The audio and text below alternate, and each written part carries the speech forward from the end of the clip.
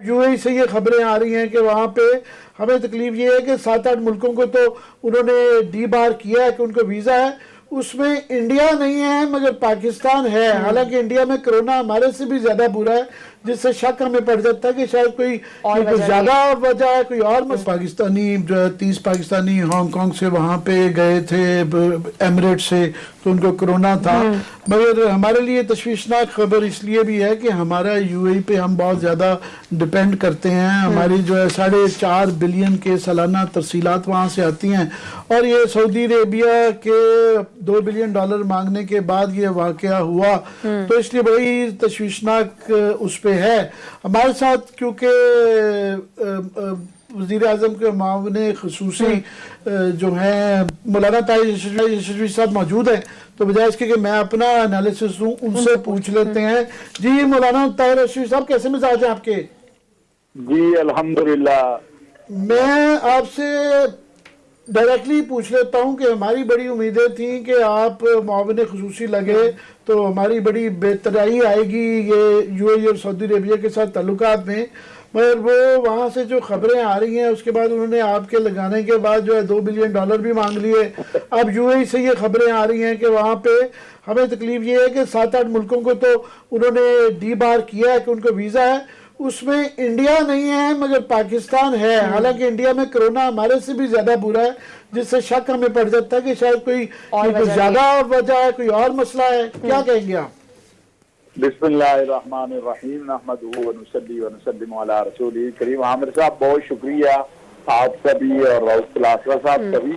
ऐसी कोई बात नहीं है। मेरी आज ही यूएई में मेरे कोई एक अजीज थे, वो भी एयरपोर्ट पे पहुंचे हुए थे, तो कोई उनका मसला हुआ तो वहाँ के जिम्मेदारों से बात हुई। एक तो कोरोना का सबसे बड़ा मसला ये है कि हमारे यहाँ जो कुछ लेबॉरेटरीज जो हैं वो जब वो चेकअप करती हैं, मैं खुद इसका शिकार हुआ हूँ, तो मुझे इसका अंदाजा हुआ है कि आपके यहाँ जो 2-3 बड़े इदारे हैं, जो लेबॉरेटरीज हैं, वो जो टेस्ट रिपोर्ट है उनकी वो बड़ी अजीबोगरीब है।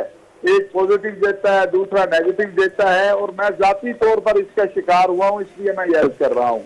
तो एक तो प्रॉब्लम ये आई कि जब मुत्तहिदा अरब अमारात ने एक ऐलान कर दिया तो जो लोग एयरपोर्ट पर पहुंचे हुए थे उनके वहां पर कोरोना टेस्ट जो थे वो अगर नहीं आए, यानी पॉजिटिव आ गए या कोई ऐसे आसार आ गए कोरोना के, तो उनको उन्होंने एंट्री नहीं दी। लेकिन कुछ लोगों को आज भी उन्होंने एंट्री दी है, और आज भी कुछ लोग दोपहर के वक्त जो है वो दुबई एयरपोर्ट से पाकिस्तानी जो है वो दाखिल हुए हैं। इसलिए इसको किसी वो जो है ना उससे ना जोड़ा जाए, और ना ही मैं आपको ये बात अर्ज करूं कि मेरा ख्याल है आने वाला वक्त बता देगा कि हमारे इस वक्त सऊदी अरब, मुत्तहिदा अरब अमारात और दीगर जो इस्लामी ममालिक अरब ममालिक हैं उनसे बहुत अच्छे ताल्लुकात हैं, और बहुत अच्छे ताल्लुकात हो रहे हैं मुस्तकबिल में।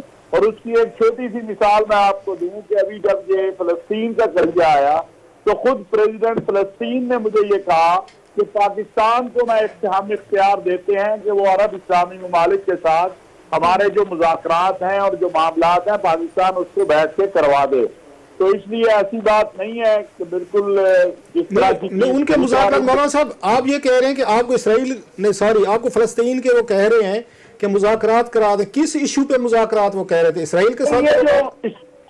अरब इस्लामी दुनिया के कुछ ममालिक के और फलस्तीन के जो ताल्लुकात में इस वक्त खराबी पैदा हो रही है, तो फलस्तीनी अथॉरिटीज ने बड़ा वाज़े तौर पर वज़ीर आज़म पाकिस्तान को और पाकिस्तान की जो हुकूमत है उसे कहा है कि अगर हम आपको इख्तियार देते हैं कि आप इन इस्लामी ममालिक के साथ बैठ के हमारे मामलात की जो है बेहतरी के लिए जो भी आप उनका तो एक ही मसला है ना, मेरा ख्याल है अगर मैं ठीक कह रहा हूँ कि वो तो इसराइल को तस्लीम करने या 2 स्टेट्स वाला जो मसला चल रहा है तो वो तो इसराइल को तस्लीम करने के हवाले से इशू है ना, क्योंकि बहुत सारी स्टेट्स हैं मुसलमान जो हैं या चंद जो हैं जिन्होंने रिसेंटली उन्होंने आके एक्सेप्ट किया या उसको ये उन्होंने तस्लीम कर लिया इसराइल को, तो इशू तो वो चल रहा है। तो वो क्या अब वो ये चाहते हैं कि पाकिस्तान बैठ के इसके इसराइल को तस्लीम ये करना है नहीं करना, तो उस पर कोई डला करवाए। नहीं, देखिए इस वक्त एक बहुत बड़ा मसला जो आया हुआ है वो ये है कि अरब इस्लामी ममालिक के और फलस्तीनी हुकूमत और फलस्तीनी अवाम के दरमियान एक बहुत पैदा हुआ है जो नई सूरत हाल है उसमें। और वो जो एक आपस में दूरी पैदा हो रही है, उसको बहरहाल इस्लामी ममालिक फ़लस्तीन के मसले पर अपने मौक़िफ़ के ऊपर जो है फ़लस्तीन को उनकी तायीद और हिमायत। मौलाना साहब, वो आप सही कह रहे हैं, अच्छी बात है अगर वो कह रहे हैं, मगर हमारा फ़लस्तीन का मसला तो बाद में हल करवाएंगे। हमारा अपना जो मसला है, खासतौर पे सऊदी अरेबिया के साथ आप कह रहे हैं कि बेहतर होने जा रहे हैं, मगर उन्होंने पहले 1 बिलियन मांगा, अब दूसरे बिलियन का भी वो मांग रहे हैं। तो साथ में जो वो डिफर्ड पेमेंट है वो भी ऑयल की फैसिलिटी का उसका रिन्यूअल नहीं हो रहा, तो कोई अमली तौर पे तो कोई अच्छी खबरें नहीं आ रही हैं। मेरा ख्याल है आमिर साहब के बहुत सारी अच्छी खबरें हैं, वो वक्त और हालात के मुताबिक इंशाअल्लाह आपको मिल जाएंगी। आजकल बुरे दिन है, आजकल ही शेयर कर लें, कोरोना का मौसम है और लोगों को अच्छी खबरें चाहिए। बिल्कुल, बहुत अच्छी खबरें हैं, और मैं ये आपको बड़ी जिम्मेदारी के साथ कह रहा हूँ कि जो कुछ ये अफवाह साजी हो रही है इस तरह नहीं है। सऊदी अरब के साथ भी, मुत्तहिदा अरब अमारात के साथ भी, दीगर अरब इस्लामी ममालिक के साथ भी हमारे ताल्लुकात, मैं ये गारंटी से कह सकता हूँ कि पिछले 3 सालों से कहीं बेहतर हुए हैं और होने जा रहे हैं। अच्छा सर जी, ये बताइए लोग जो मौलाना साहब, मैं थोड़ा सा आपसे, आपने अच्छे तरीके से अपना दिया वो लास्ट आपसे क्वेश्चन, लोग ये मानने को तैयार नहीं है कि कोरोना की वजह से यूएई ने सब कुछ किया है। वो ये समझते हैं जनाब कि अगर ये कोरोना मसला होता तो भारत में तो वहां पे जो अब तक वो उनकी डेथ हो चुकी है 1,30,000 हो चुकी है, पाकिस्तान में 7,000 है, तो उन्होंने उनको बैन नहीं किया, टूरिस्ट वीजा नहीं बैन किया, उनके आगे वर्क परमिट नहीं बैन किया। पाकिस्तानियों को टूरिस्ट वीजा चलो समझ में आता है, ठीक है बैन कर दें, वर्क परमिट जो है वो भी इशू नहीं कर रहे, और उसमें इंडियन को उन्होंने लिस्ट में नहीं रखा, इसमें तुर्की लिस्ट में रखा है, उन्होंने यमन रखा है, पाकिस्तान। अब ये पूरा एक यहाँ पे कैंप है कि जिसको सऊदीज और यूएई जो है पाकिस्तान, तुर्की और उसका यमन वगैरह जो या ईरान कह लें, इनको पसंद नहीं करते, ये तो उस कैंप में उन्होंने डाल दिया, फिर इंडिया को उन्होंने नहीं डाला उसमें, तो फिर भी आप कह रहे हैं कि ये कोरोना से रिलेटेड है।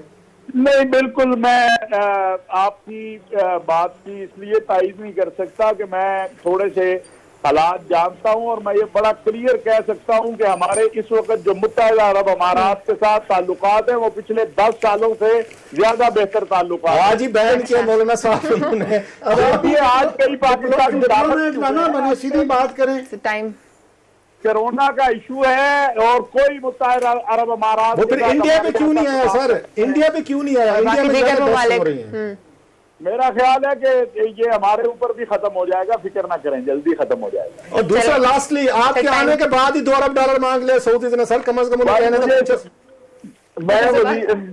मैं इमरान खान साहब का नुमाइंदा खसूसी हूँ, और जब ममालिक के ताल्लुकात होते हैं वो 2 मुल्कों के ताल्लुकात हैं, मुझे कोई इसलिए तो उन्होंने नहीं बनाया कि सऊदी अरब या कोई और अरब मुल्क जो है वो 2 अरब माफ कर देगा। तो आसरा साहब, मुल्कों के ताल्लुकात हैं, इंशाअल्लाह ये मजबूत है, मजबूत रहेंगे। बहुत शुक्रिया मौलाना साहब, आपने प्रोग्राम टाइम दिया है। नाज़रीन, टाइम खत्म हो चुका है, कुछ टॉपिक्स जो रह गए इंशाअल्लाह मंडे को उन पर डिस्कशन करेंगे। अल्लाह हाफ़िज़।